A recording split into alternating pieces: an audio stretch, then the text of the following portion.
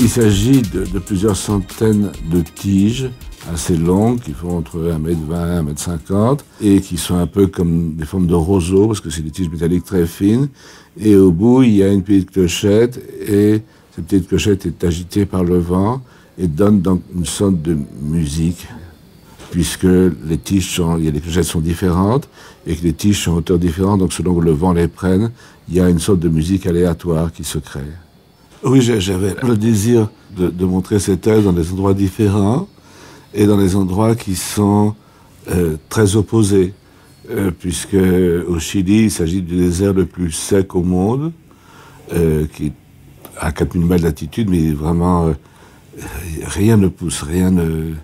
Et ici, au contraire, d'être dans un univers blanc, j'espère qu'on va filmer avec un ciel gris, et donc c'est une sorte de contraste entre deux univers.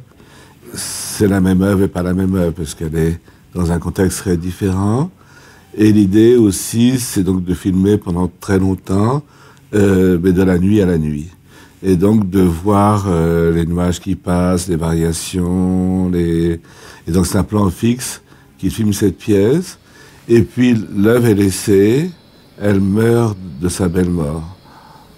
Pour moi, cette œuvre représente effectivement les âmes qui errent autour de nous, et qui est donc calme. Tout est dit. Et donc, il n'y a plus comme ça que les petites âmes qui nous entourent et qui ne sont pas peut-être joyeuses, mais disons qui sont apaisées. Voilà, c'est une œuvre apaisée. Et donc, pour ça, elle peut rentrer dans ce thème de la joie qui est pour moi un thème un peu étrange, je dois dire. Je ne vois pas la vie comme une chose extrêmement joyeuse. Donc, ça fait partie de toute une série d'œuvres que je fais qui sont un peu mythiques, disons, qui existent vraiment, mais qui sont compliquées parce qu'ils sont parfois très loin ou parfois un peu cachés. Je crois pour moi que c'est plutôt comme le début d'un récit, et d'un récit mythique. Vous savez, ça pourrait être dans un livre. Il y a une île dans la mer du Japon où battent des centaines de milliers de cœurs. Il y a un homme en Tasmanie qui a acheté la vie d'un autre homme. Il y a des clochettes qui représentent la carte du ciel et qui résonnent dans le désert d'Atacama. Et c'est plutôt comme des débuts de nouvelles en quelque sorte. Mais il faut que ce soit basé sur une réalité, parce que si je dis j'ai construit une maison sur la Lune, ça n'a pas de sens.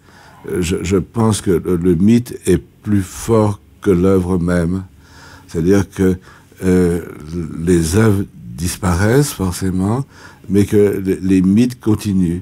Et dans cette île du Japon, par exemple, c'est un petit peu comme un lieu de pèlerinage. C'est-à-dire qu'il y a pas mal de gens qui y vont, des Japonais, pour écouter des chœurs ou donner leur cœur, mais finalement, ils ne savent pas qui je suis. Et c'est ça qui fait la durée d'un projet, c'est quand elle devient vraiment un mythe et qu'on ne sait même plus qui a créé ce mythe. Quand on est un artiste, effectivement, et c'est peut-être une des raisons pour lesquelles on devient artiste, c'est que son œuvre remplace l'artiste lui-même. Je pense qu'il y a un moment dans sa vie où l'œuvre prend la place de l'homme. On devient en quelque sorte sa propre œuvre, où il y a un mélange tellement grand entre son activité et ce qu'on est que ça devient une seule chose. Ce qui est très compliqué quand on est artiste, et pour moi tout à fait intéressant, c'est que on ne peut parler que de soi, mais en même temps, chacun qui doit voir l'œuvre doit se reconnaître. Donc on passe toujours du plus personnel au plus universel. Je pense qu'il y a des serrures dans la vie et que chaque être humain, qu'il soit un Indien d'Amazonie ou un Québécois, cherche la clé pour ouvrir ces serrures. Et quelques-uns pensent qu'ils ont la bonne clé. Moi, je pense qu'il n'y a pas de bonne clé, mais ce qui compte, c'est de chercher la clé.